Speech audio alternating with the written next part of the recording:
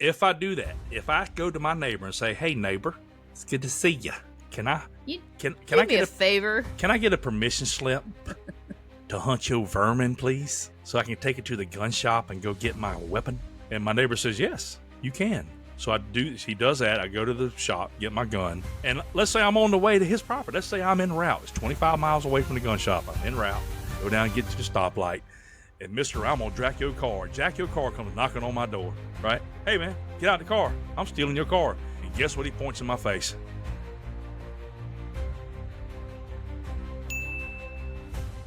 Tell us about your visit to the ortho. All right, to the ortho shop. So the event that happened there was Janae, my wife, was asking all the right questions.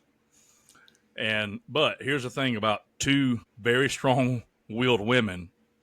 One's a doctor and one's not.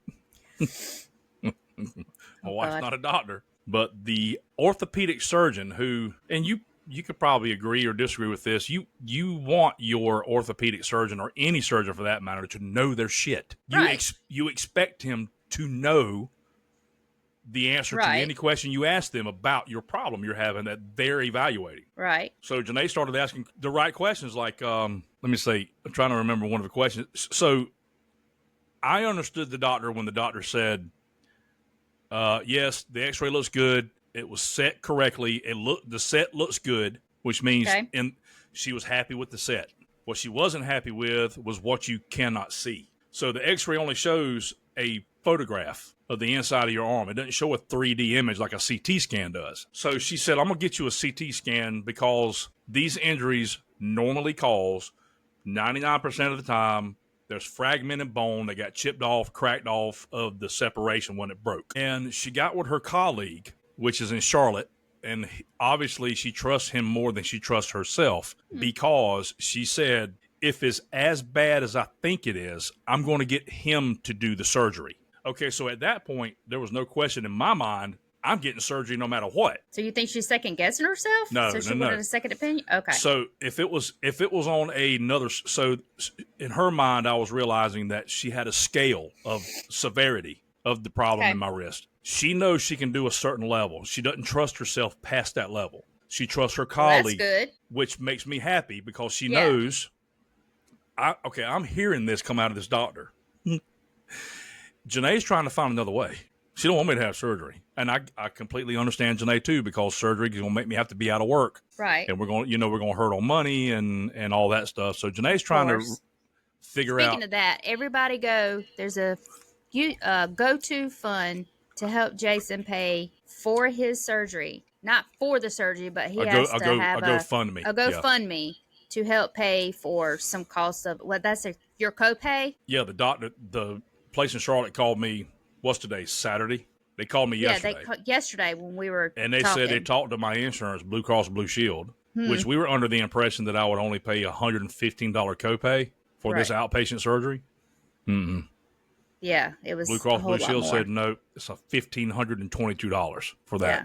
And I'm already not going to make any income from the post office because I haven't been employed with the post office long enough to receive those benefits from them. You have to be there for 1,200 hours. You have to be there for 1,200 hours to get FMLA. Oh, okay. Yeah, and yeah. As an RCA, I couldn't even sign up for short-term or long-term disability anyway. I couldn't sign up for any of that until I become what they call a career employee. Right. And I'm on Janae's insurance, my wife's insurance, which is good. It's county insurance. Yeah. And they're paying a lot. Don't get me wrong. They're doing really well. But her income's not on the high end of income. Mine is. And without me making that money, we're going to be struggling.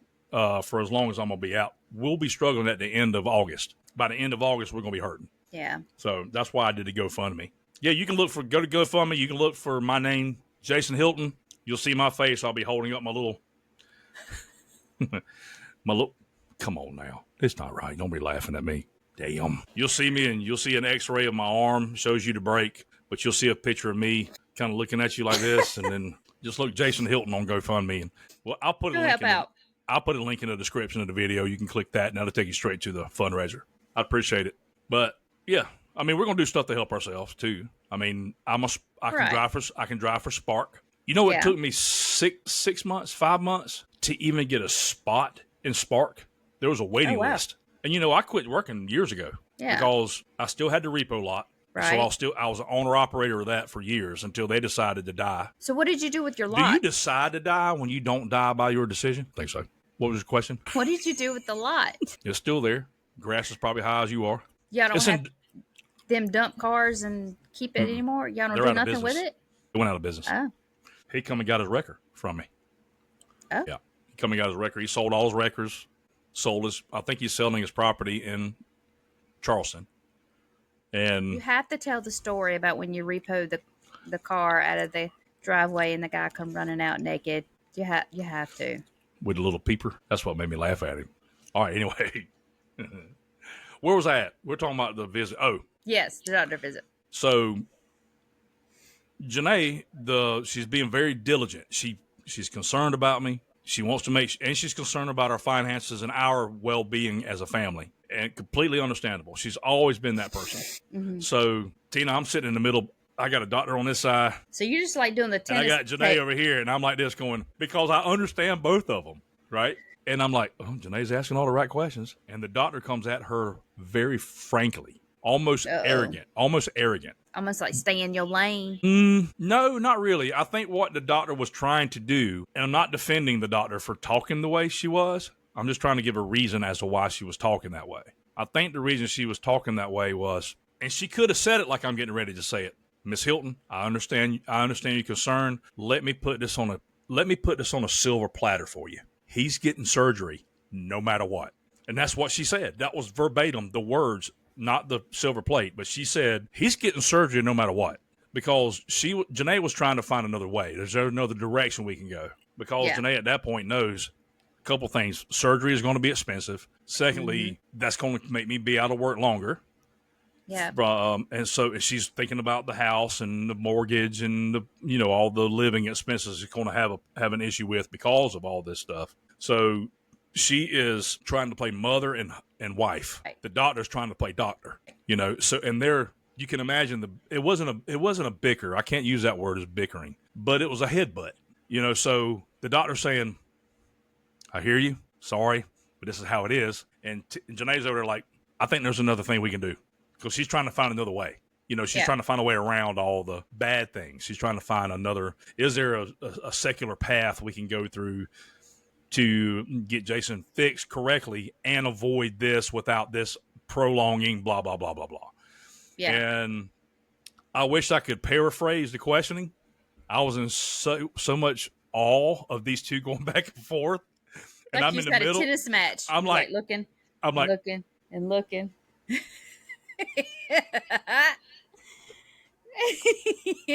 You're like, hi, hello. And then I'm laughing because I just felt like hey, a man. Me. Listen, and I wonder if there's anybody out there who can relate to that. If you can, go in the comments and give me a relative story. I was a man caught between two women, strong-willed women, trying to come to two different conclusions. Okay, I'm listening. What? That's it. That's where I was. I was like, that was it. So at the end of it, after it was all said and done, the doctor laid it out like she was talking to two third graders. She said, you're getting surgery, and it's going to get done by either me or by my colleagues, but you're getting surgery. So at the end of it, there was no question in Janae's mind that I'm getting surgery, and then the worry sets in, and then she says you're going to be out of work for up to 4 months. And I was like, oh. That's is that the What You Call It Girls? Oh, that's Taylor Swift. I told you I don't listen to Taylor Swift. Everybody agrees. It's Jason. Hi, he's the problem. It's him. Okay, go ahead. I felt helpless. I was stuck between these two women talking. I'm like, yes, ma'am, yes, ma'am, yes, ma'am, yes, ma'am, yes, ma'am. So where are you going to have it at? Do you have to have it in Charlotte, or are you going to have it there? Yeah, I got to go to Charlotte, North Kakalaki. I got an appointment. I don't even know what the damn time is. So before they've even put me on the gurney, I got to pay that $1,522. Yeah. So that pays I think that is my copay plus the deductible. And they're looking for that payment first. They want to make sure they're getting their money. Of course. Oh, yeah. And, it didn't used to be that way. You used to be able to go in and pay your deductible. Right, and then they would bill you. So probably what's happened, people who are not have integrity or who not honest about what's going on have screwed the system for everybody. Yeah. So what are you doing? What's wrong with your eye? Tina, Jesus. I'm getting emotional. Falling apart. Now I'm getting emotional. Emotional my ass. Fucking wreck. Oh God, here we go. You gonna milk this till the cow goes dry. Hey, look at me. Look. Do you see me? I ain't milking shit. This fucker hurts. Was that sincere enough for you? No. I can't fart without this damn thing hurting. Do that again. Wait a minute. How'd it go? You can see one too. It's not gone. It never developed. Well, it's still in there. It's still in my gum. Right. It just didn't never come down. That's when I had my braces put in when I was like, oh, right. They pulled that tooth to put my braces on. And the tooth never came. The tooth never came back. It's still there. Have I ever told you the story when Daddy got his new dentures? Your dad had dentures? Yes. Damn, I thought all this time your dad was a stud. Dentures just degrades him 100%. No, he's no stud no more. No. So Daddy got a new thing of dentures.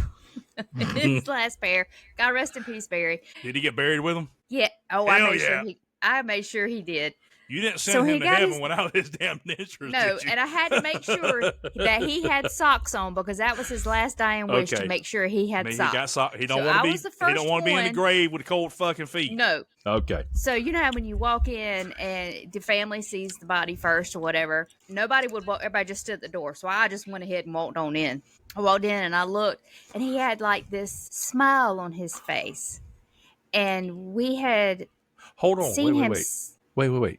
Okay, so your dad's laying post-mortem. He's in the casket. Casket. He's got a smile. Yeah. It was weird how they right. Because Daddy always had a smile on his face. Funeral home guys, hey, if you can make somebody look happy laying dead, more power to you. We had already seen Daddy sick for so long, so his coloring wasn't good. So it was like just a so everybody grayish knows, color. Tina's daddy died of cancer. Yes. And for her when to say that... he was told when he found out he had cancer, he had the mesothelioma. He had worked down at DuPont for 35 years. Mesothelioma, whatever. I wasn't trying to correct you, but I corrected you. Right. So when they told him he had lung cancer... Hey, I got your back, girl. I got you. Okay. I got your back. Thank you. Appreciate it. Well, when they gave him... When they told him he had it, they told him he had 3 to 6 months to live. He lived 7 weeks. Oh, wait, I didn't know that part. So... Yeah. Whoa. Really? Mm-hmm. Yes. Did you tell me that before? Probably. I'm pretty sure I did. Oh my God. So, all right, I'm in shock. And the reason I'm in shock is I thought your dad fought for years. Am I wrong? Okay. No. Just to touch on this a little bit. When Barry, her father, died and had cancer, Tina and I weren't talking. We were not that we weren't mad at each other. We were just living our lives, and we just had lost communication for many years. And that happened during that time. Right. I came back when we got back into our lives. That's when I learned about your daddy. And then there's a little bit about this. I don't know. Too long after that happened when we come back in contact with each other. Yeah, it was like it happened. It was like us getting back in touch was for a reason. Yeah. Okay. We'll talk about that on another podcast too. Yep. Okay. But anyway, go ahead. Okay. So I walked in and I walk across the room. You see the casket with the light dimmed down on it. Or Lord Jesus. Keep talking. So I walked up and he had like this smirk grin on his face. And I was like, oh, and I did like that. I said, they got his teeth in there. And then I looked down at the end of the casket and I was like, and he's got his socks on. You going to heaven with warm feet today, Daddy? So you went down there and made sure he had his socks on? Absolutely. Because he said, did you tell the funeral director? Yeah. Hey, I did. Sure I was like, please put his socks on, because he said he wanted his socks on. So, old Barry. There were, the viewing was there, and everybody was coming in, and I was standing at the little head of it, and I kind of looked, and I looked again, and I was like, is anybody? I need a tissue. So I grabbed a tissue. They said, what are you doing? I said, y'all, he's sweating. They said, what? I said, he's like sweating, like he's thawing out. And I took the tissue and I was dabbing his forehead because those lights are like heat lamps or whatever. He was getting he was getting like condensation on his body. Oh. So I was like wiping him off, and I was like, oh Lord, God, what do we do? What do we do? I was like, poor Barry. First, his casket arrived late. Daddy ain't had no luck. All right, hold on. Let's play this out. Ready? Can somebody please wipe off my forehead? It's hot in this motherfucker. I was sweating. It's so fucking hot. Ain't no please wipe my head off. This is a hot... All right, that was morbid. I shouldn't have done that. But that's what he would have said. Oh, yeah. Daddy didn't meet no stranger. I loved your daddy. Yep. So when me and Mama went to the funeral home to pick his casket out, Daddy was a fisherman. Tall and big shoulder guy, big dude. Yeah. You had to get a big casket. Yes. So when you open the casket, $12,489 casket. Right. When you open the casket, you could put like in the part that lifts up that little pillow. You can put like pick a design or whatever you could put right there. Yeah. Right. So we found one of a fish we was gonna put there. Oh, that's perfect. Ordered it. So we get ready. It's like a day before the funeral. And the funeral director said, we got some bad news for you. The arrangement that y'all picked out to put in the casket for him with the fish on it, it's not coming. I was like, what? Excuse me, what? So they had to take... I'm listening. I'm ready for you. I'm ready. The display one and put it in his casket. Mind you, the day of the funeral, his casket was late. I'm telling you, Daddy didn't have no bad luck. He didn't have no luck it up. Hold on a second. The funeral home has one fucking job. It wasn't their fault. It wasn't their fault. It was the people delivering the casket. Okay, then correct me. Okay. Yeah. So when the casket got there, so the truck driver fucked up. He had like 30 minutes to get Daddy ready and in the casket. Like he was already in a suit and everything. They were just waiting for the casket to get there. So they put him in the casket and set him up on the table. Then we leave the funeral. We leave the funeral home. You had post-mortem freaking bad luck. Then we leave the funeral, going to the burial site. We sitting there at the burial site, and the preacher's preaching whatever, and all of a sudden, this huge ass lightning storm. That's Barry. He's pissed off. Pours. Hey, listen, that's your daddy. He's like, you know what? Fuck y'all. This is my one time. I go through this one time in my life, and it's fucked up. It was pouring ass raining. It was hot. It was in the middle of July. It was so hot, and it just the sun was shining, the birds was chirping, then all of a sudden, this thunderstorm come out of nowhere. Daddy. He was mad. Down raining, and Jesus gave him the power to touch all y'all and let y'all know that his dissatisfaction. He did not like what was happening. I was sitting there going, "This cannot be. That was your daddy. Is unbelievable." He was mad. That was Daddy. That was 100%. He was letting us know that he's like, "Deuces, I'm out of here, yo. Put me in that ground." Here, all right, hold on. Let me get Mr. Fuggles. Mr. Fuggles. This is going to be Jesus. This is Jesus. And I'm your dad. Hey, man, can you let them motherfuckers down there know something? I ain't happy with this shit. And Daddy did not like to say the F word. Nobody, you could say every cuss word in the book, but he didn't like for you to say the F word. If you don't like the F word, you need to keep on scrolling on this podcast. He would say it, but he wouldn't say it around the girls. Jesus, send them a little message down there to let them know how dissatisfied I am. Okay? And then Jesus did his thing. Barry, at least his teeth didn't look like that. All right, I'm going to put Mr. Fuggles back over here. What I was telling you about his new dentures, Eddie had got us some new dentures, right? He was so proud. He would be like, "Tina, take a picture of me, my new dentures." I need new teeth. I was like, "Okay, Daddy." So I would take pictures of him with his new teeth or whatever. Probably about after a week or two after he had them, he went back to this because he said that the top ones were rubbing his gums. And so they shaved give him like blisters in his lip and stuff. Yeah. So it was like my braces did making that for a little raw spot on his gum. So they shaved them down or whatever. Sent him home. A couple days later, he was like, it just doesn't feel right. Okay. And they was like, "Well, we don't know what else to do." So for some reason, though, they took an X-ray. Come on now. Don't tell me they took an X-ray of his penis. Remind you that he had all his teeth pulled, I think, in his 20s, and he's wore dentures ever since. Never had a problem with them. I didn't know that either. Okay. Yeah. All right. So they took an X-ray, and the dentist comes back and says, "Mr. Hendricks, you're never going to believe this." And he was like, "What?" He said, "What you're feeling is a real tooth. A real tooth coming out of his gum. It's trying to drop." Jason, the tooth was this tooth. right here. Okay. But it was long ways like this. It was laying flat? I bet that sucker was that long in his mouth, like this. Oh, damn. It was a historic saber-tooth tiger tooth. So that's what was rubbing his dentures, was that tooth. So they had to go in there and do surgery, remove that tooth, and then he was fine. That shit happens for real? Okay, so the doctor that decided to yank all his teeth out when he was young didn't look in his gums, didn't do the x-ray to make sure. I don't know if he just never developed that tooth and it never came to. I don't know. Maybe he had too many teeth. Like this one on me, they can take an x-ray of my gums. The reason it will not drop is because these two are too close together and it's straight down. So if I ever have, say, my canine, if I lose it for any reason, or my buck right here, if I lose it, it'll probably try to drop. It'll drop, yeah. So you would think that a dentist would know to look in the gum in the x-ray to see if you got one laying flat or sideways, because your wisdom teeth grow in all kind of weird directions. That's weird.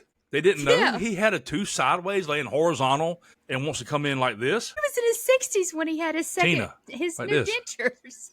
Yeah, it was long ways like this. Yeah. Mama told me that. I said, Mama, you lying. She showed me the x-ray. I was like, and then she showed me the tooth. It was really laying flat in his gum. Yes. I got to go to Google. Hold on a second. Let me ask you. I'm telling you, Barry had the worst look. Is it possible for... And okay, I'm typing one hand. I suck. Oh God, here we go, Pecker. Developed. All right, Riverside decided to put this right in the middle of my fucking typing. Riverside. We have a little discussion about that later. Undevecchio. That's not right. Undeveloped. Is it possible for an undeveloped tooth to not come out? To not drop? Try to drop horizontally. How you spell? Oh, it did it for me. Thank you, artificial intelligence. Jason, we graduated from Cannon High School. Don't ask me to spell none. All right, here we go. So my question was, is it possible for an undeveloped tooth to drop horizontally? Wait. That's the right question. It would develop horizontally. Let's see. Hold on. AI understood the question. Okay. So, yes, it's possible for a tooth, especially a wisdom tooth, to be positioned horizontally within the jawbone and try to erupt.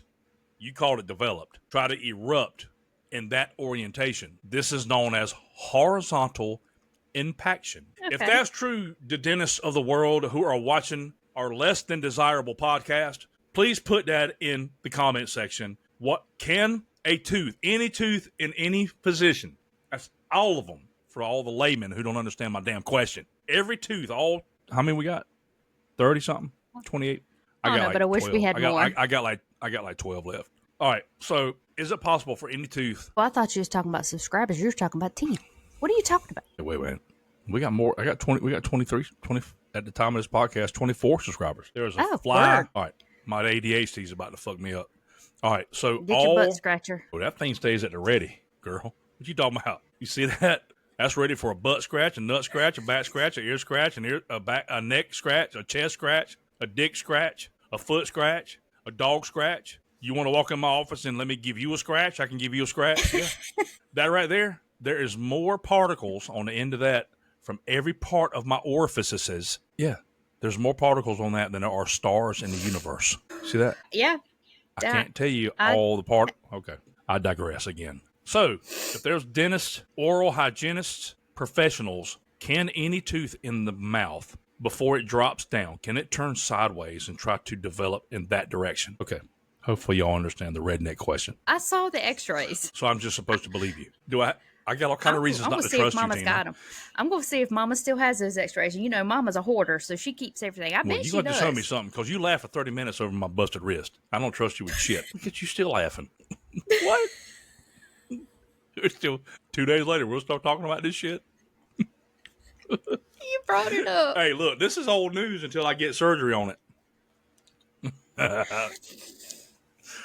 That's right. Your poor daddy. He even had bad luck all the way until the end. Poor Barry. All the way. He was a hell of a fisherman, though. Oh, yeah. He and Jesus got a lot to talk about. Oh, remember? Yeah. What did Jesus say? Give a man a fish, you feed him for a day. You teach him how to fish, you feed him for life. Oh, I bet Daddy's feeding him a feast right now. Did Jesus say that? Who said that? Maybe that was Huckleberry Finn. I don't know who said that.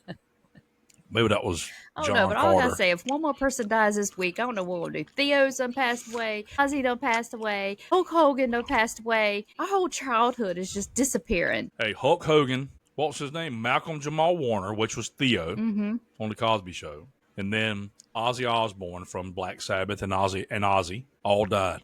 They all riding the Crazy Train this week. Yep. Get the joke? You get it? Crazy Train, Ozzy. Never mind. Crazy Train, Ozzy. Yeah, gotcha. We're gonna. You know what? Let's do a tribute to Ozzy real quick, because man, I'm gonna tell you something. Let's do it. I'm a music fanatic. Always have Me too. been. You know me. I play the guitar. I sing. I do all that good stuff, and I love the old metal guys. My God, that song popped up as soon as I. All right, I got to turn that down. That shit was loud. You probably heard it come through my damn earbuds or my earplug thingies. Yeah, I could hear it come on through your headset. So let me share my screen with you. Oh yeah, there we go. A little bit of Ozzy for everybody here. See it? Now, did you see his final performance? Yes. And the people in the audience are just crying and crying when he was singing the song. And they knew that this would be. Well, you know, he had a severe case of Parkinson's disease. Yeah. Daddy had Parkinson's. Yeah. My granny had it. There's been people in my family who have developed Parkinson's, so it's probably hereditary. I got to keep an eye on myself in my older years. The older I get, I got to watch myself. Yeah. But I think this could be in, you know what, if I'm wrong, put it in the comments, let me know if I'm wrong. I did not watch the entire performance, but the performance I watched, he was singing Mama, I'm Coming Home. Yeah, and I'm wondering if that was his last song that he sang. I don't know if it was his last one or not. Well, the reason I say that is because even before he passed away, which I think was a week or 2 weeks after, or maybe even a little bit longer after this performance. It was like two and a half, people who 2 watched weeks. it and who were there witnessing it felt like it was Ozzy saying goodbye to everybody. Hear you. Oh, you can't hear me at all? I can hear you a little bit, but the music's drowning you out. Well, it's probably because I'm turning my volume down. But here, let's do this. How about now? Hear me good? Yeah, I hear you fine. Just the music was really loud. What? Oh, it was really loud? Yeah. Here, let's figure this out now. Can you hear the music there? I can hear it, yeah. How about there? There, that's better. That's better? A little bit. How about it's right still there? a little loud. Okay. Here, this is what I need to do. It's going to get really loud for a second. I can hear you now. There's got to be a way to turn the volume down just on the song. That's what I was wondering. It used to be like right here. Let me expand the screen a little bit. Maybe it's just not able to show up in the screen because I got it too small. There it is. All right. There you go. How about that? There you go. Well, you can turn it up a little bit more. There you go. So this was like the last song he played on that show, if I'm not mistaken. I could be mistaken. I didn't watch the whole show. But like I said, people were saying, oh, man, it feels like he's telling us goodbye for some reason. Yeah. And then a couple of weeks later, he's dead. Yeah. Yeah. Right? All right. Slow out. Oh, that was perfect. Okay. Good job, Jason. Laura, where'd you go? Well, guys, there you go. Mama, he's coming home. He done left us. We're all alone. Once again, it's just me. Hi, it's me. I'm Tina. Nice to meet everybody. Oh, what the hell happened here? I pressed the wrong button, y'all. Here, let me... Why am I so small and you're so big? You look the same on my screen. Do I? Mm-hmm. All right, we'll just keep doing this. I don't give a shit. But yeah, it was his goodbye. He was really saying bye to everybody. The man knew he was going. He was on his way out, and he knew he was on his way out, which is a blessing because most people don't ever know that. They just go. Yeah. Or something happens, they get killed, or they get an unexpected illness that ends their life very abruptly, kind of thing. He had Parkinson's for years. The doctors probably told him he didn't have very long to live. That's possible too. And they put this together. Well, he talked about in an interview somewhere, and I got this off of Reddit, so it may not be true. Allegedly. Let's use the word allegedly. Okay.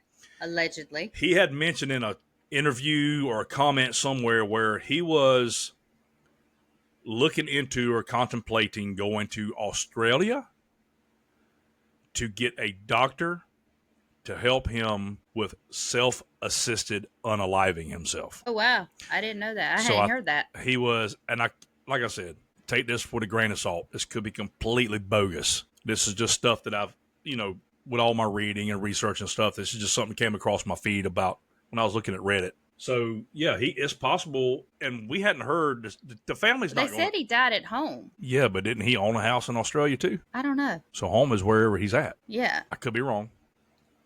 But the man was sick. He'd had surgeries that were botched. His body was hurting. The man performed all the way up into his early 70s. You know what I'm saying? You know what I'm saying? The hiccups. He was very hard on his body. And he did all like the stem cells in his back and everything, and nothing worked. Well, he said he had a surgery that didn't get done correctly too. Something happened with that. So somebody else could probably more intelligently talk about that. And that's why he was in a wheelchair. He said he just couldn't walk. It's damn hiccups. They're interrupting me. I don't understand why you gonna sit there. That's some bullshit. I know. That shit hurt. Why is this not? Why are you so big? And I'm so. What the hell happened? Layout. Oh. Where's the layout? Is that hurting? Yes. You know, you get those hiccups and they just like hurt like right here. Right here. Whew. We've talked for 40 minutes for about fucking nothing. Isn't that the point? Yes. Yeah. All right. What was I going to say? Fuck, I don't know. I don't know. Jen, I can talk all night. We know. We need some of our regular listeners to give us a topic to talk all right, about. Thanks for everybody for showing up. I'm ending the podcast now. Tina's being an asshole to me. Thank y'all for watching. My hand hurts. That's not how we do it. I don't know where you're getting this yanking down shit from. It's up. That's you milking it. Do you need me to take this bandage off? I'll be glad when you get that damn hand. Yes. I mean, you get that damn hand fixed. You ain't gonna have nothing else to talk about. Oh, yes, I will too. Ain't no stopping me, Bo. I can find something to talk about. I can talk about. You better make sure when you go into surgery, you write with a marker on this arm with a big arrow. So they don't do the wrong. Could you imagine them going there? That's how like they Nanny do the went wrong in. Arm? Well, listen, Nanny went to go have a tooth fixed. Oh, one no. time. That's why she was so ornery. So they put the wrong dudes tooth. that she went to had just come home, just got back to work from lunch, and he had a little bit of cocktails at lunch. What? The dentist was drinking? He pulled the wrong tooth. She had to go back so he could pull the right tooth. Bro, this would be some damn lawsuits with that one. What? Did he put the other one back in? I was going to put it back in. He pulled it already. There's And still a couple days later, they were like, she's like, you pulled the wrong tooth. So she had to have like a double piece that popped in there. Because her back tooth. She must have got her doctor out of a Cracker Jack box. No, we all went to him. He fucked your tooth up too? No.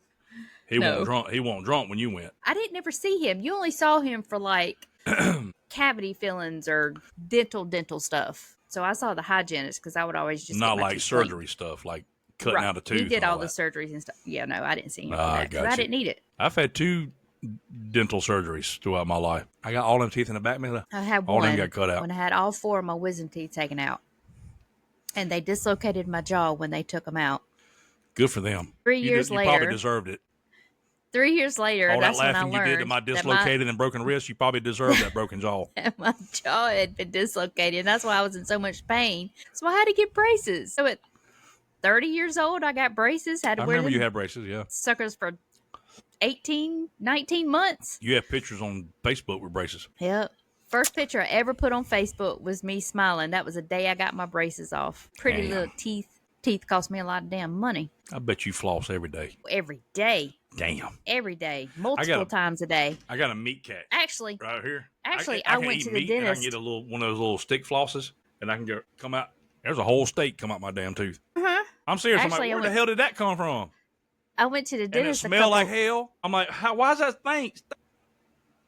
Tina, why is that piece of meat stink? Janae says, it's because you waited. And I said, no, I've been picking it every day. Oh, well, it's because you didn't get it until today. It was in there for a day or 2. I said, that's rotten meat in my freaking gum? She said, yep, that's nasty. So every day I get a pick. I pick first, and then I brush. And usually I can feel if there's something in that meat catch. It's called a meat catch. You ever heard of the meat catch? Am I speaking to myself here? I was told by a veterinarian that I had a meat catch. A veterinarian. You wouldn't have to be kin to this veterinarian, would you? I am. She said, oh, yeah, you got a meat catch. It's normal. And, of course, the more teeth you get pulled, the more loose your other teeth get to open up for things like meat catches and, pubic hair catches and stuff like that. So I'm just saying. All right. What were we talking about? At this point, I don't know. Let's talk about my dog shit in its kennel this morning. Did it? He always does. I don't know what I'm gonna do with him. Oh, poor guy. There, I'm back to normal again. Wait a minute. Does this happen for you when I move me over there? Do I move on your screen too? No. Oh, good. So you got me on the side you want me on. So if I'm looking at you're on the left side. You're on my right side. Is that why I'm on the right? So do I need to move you over here so it looks like I'm looking at you when I'm talking? Well, I don't know. I'm looking at you. I can be like, you want to do this? What? Yeah. Do like this. Do like a high five. That's right. We can do that. Hey, do a high five. Go do a high five. Let's do a high five. You got to do do the Taylor Swift heart. Fix your hand. If I was, you know what? If I was using my right hand, we wouldn't be having a problem. My left hand don't operate like my right hand does. How do I do that? Hold on. Let me figure it out first. And drop your thumb. How does your thumb go down like that? Drop it. Hold on a second. This my thumb don't work like yours. It's like I'm trying to do I'm being a crab. Do your fingers like this.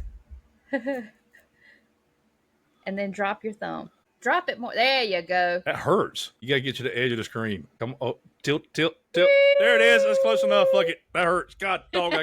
Now I got to get rehab on my left hand.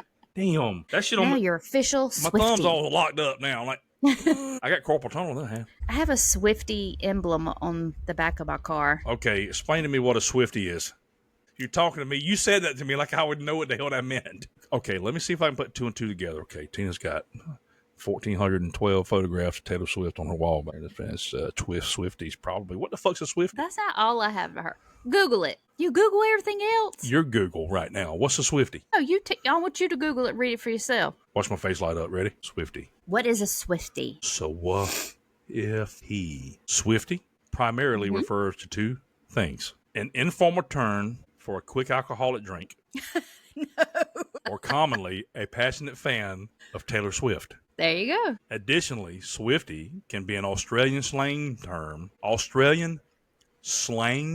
term for a deceptive or misleading action. Finally, Swiftie is also the name of a tribute band dedicated to Taylor Swift music. So Swiftie is who we call all of the people that listen to her music. They're called Swifties. All right, so you want me to go make a drink?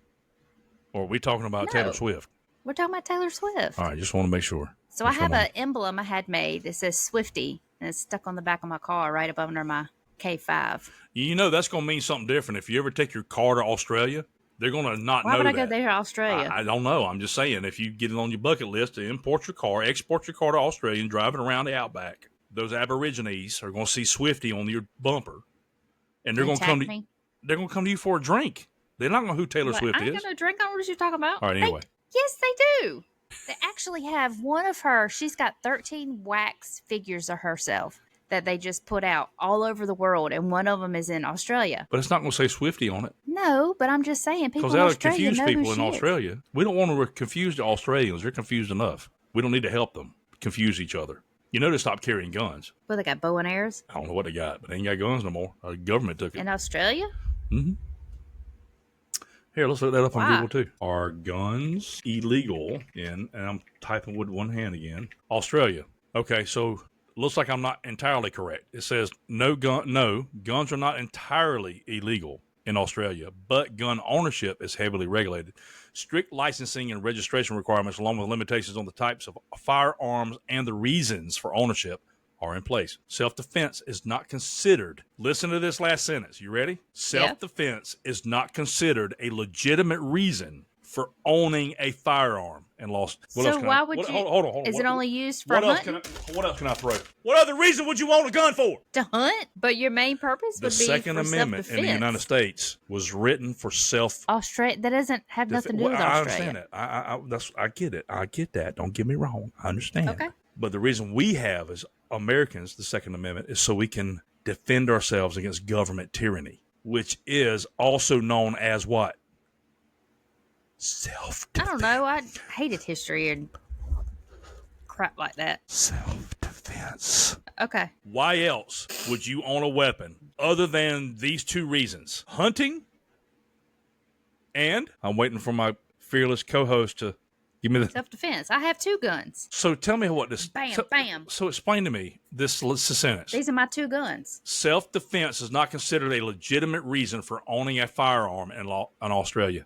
Okay, let's say a hunter wants to come in my life. He shows up in my yard. I tell him, hey, man, you can't hunt here. I can't speak Australian. I can speak Southern. Okay? And I say, no, you can't hunt in my yard, man. Well, if you don't let me hunt in your yard, I'm going to end your life with my weapon that I can legally carry because I'm a hunter. And guess what, Mr. Homeowner? You can't defend yourself against me because that would be self-defense. And that's not considered a reason to have a firearm. So am I hunting on your property or not? Come on, man. That is like... That's crazy. Are you with me now? When did that come into effect? Are you with me now on that? When did that come into effect? Let's see. Let's read that. Following the Port Arthur massacre in 1996, Australia implemented a significant gun law.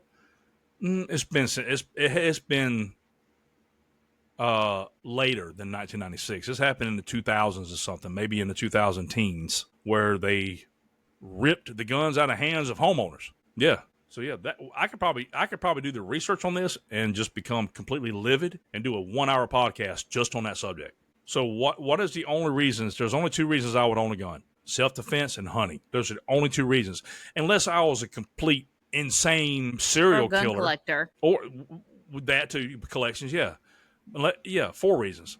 So I could be a hunter, self-defense, a collector, or just an insane serial killer, somebody who wants to go off and off people. Yeah. Those would be the 4 reasons I would own a gun. Yeah. Self-defense being at the top of the list. Right. The number 1 reason. So they took the number 1 reason that anyone owns a weapon away from them. How's that work? You got me. Self-defense is not considered a legitimate reason for owning a firearm in Australia. So then what is a legitimate reason? Let's see. It's going to say hunting.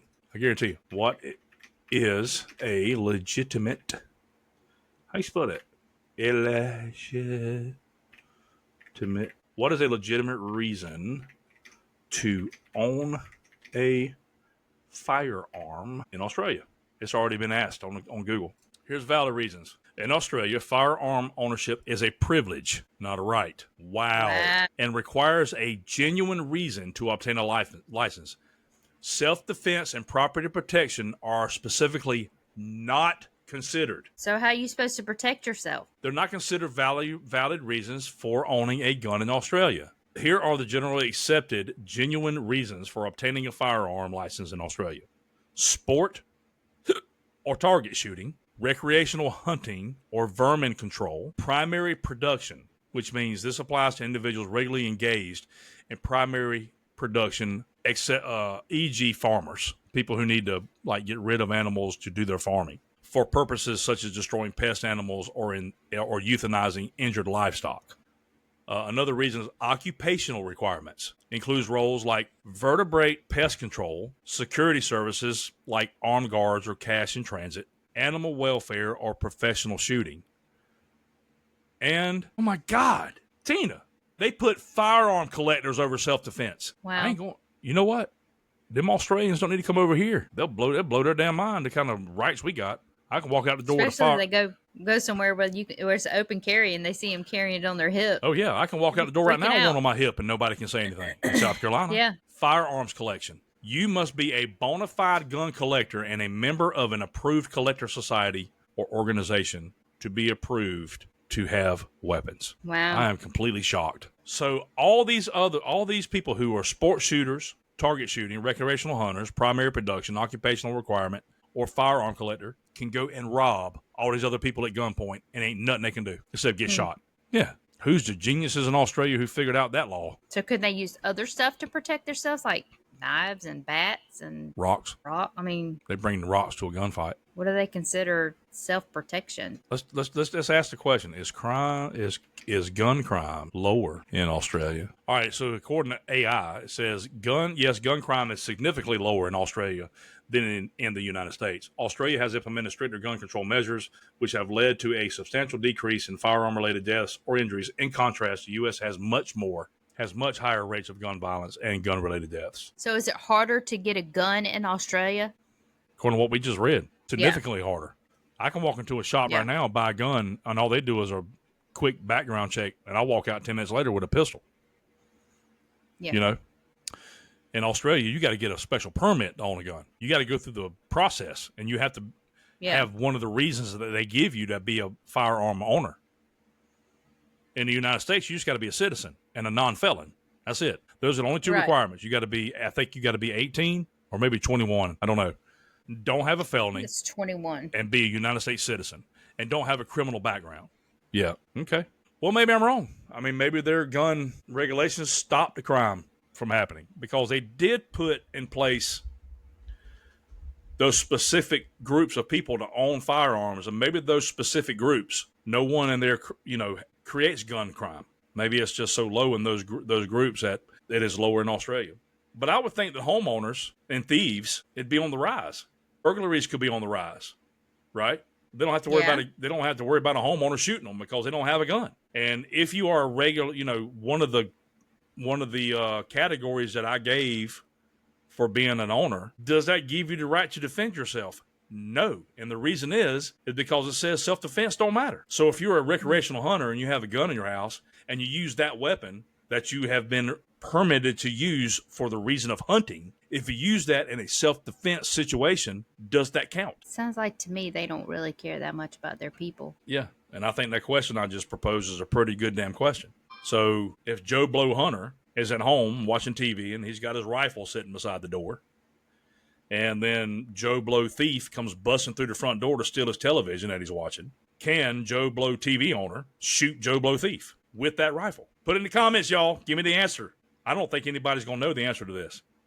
Because according to what I just read, you can't use the weapon for self-defense. What if you're being attacked? Self-defense don't matter. You still can't use it. No, you could be concealing a weapon on your person, concealing it somewhere on your body, and not be a permitted owner for the reasons that I gave. Not for self-defense, not for personal protection. If you are not permitted to carry that weapon for the reasons that I gave that Australia allows, and you use that gun to protect yourself against that assailant, will that hold up in court? Because you used it for the reason that you're not supposed to have it. Does that make sense? Yeah. You weren't hunting. That's the question. You weren't sport shooting. You weren't an authority to who could have one. You weren't any of the other three that I mentioned. And you use it to protect yourself. And it blatantly says self-defense is not a viable reason to become a gun owner. So somebody can literally be beating you to death, and all you can grab is your gun, and you shoot and kill that person. You could go to jail for self-defense for like the rest of your life. Basically is what they're saying. Maybe. But you could also be a legal gun owner of the reasons that I gave, and the court would allow the shooting, right? So does that say? That's not fair. What does that say for all the other people who only want a weapon for self-defense? They don't want it for the other reasons. What does that say for them? That's not fair to those. Right. That's why I said what you're saying? Fair. Yeah. Well, I don't know. I went down that rabbit hole quick. That struck a nerve with me. I didn't like that because me. I own weapons. I have several. I have one very close to me right now. I got two. I could. It's within my reach, and the reason it's within my reach is because I'm in my studio in the back of my home. If somebody comes busting in the back door or the front door, I'm not gonna hear them. I got the headphones on, and I can show if I wanted to. I could reach and show you on the camera. Yeah, it's right here. It's right here, literally right there. Yeah, and I'm home alone. There's nobody here but me. Yeah, wow. But apparently they said gun crime is down in Australia. I wonder if that's too narrow of a question. Maybe I need to get more broad. I think the reason why it's so down so much is because a lot of people don't own guns because of that. You think? True, because not everybody fits in those categories. Those are probably a very small part of the population fit in any one of those 5 categories. Not everybody's a hunter. I mean, there could be out of 100,000 people, maybe 10,000 are hunters, 5,000 are hunters, right? I'm guessing. I'm just making numbers up. Do they have to have a special permit to be able to have that gun? Yeah, it says. Yeah, it says. Here, let's go back. Yeah, it like sport shooting or targeting. Let's see. Let's do this. Recreational hunting or vermin control. You will need a written permission from the landowner of the property where you intend to hunt. Okay, so there's a loophole. It's your own property. Hold on. That's a loophole. That's a loophole. I see a loophole. So right there, someone who wants to own a gun for self-defense can simply go to Joe Blow neighbor and say, hey, will you write me a permission slip to hunt on your property so I can go get a gun?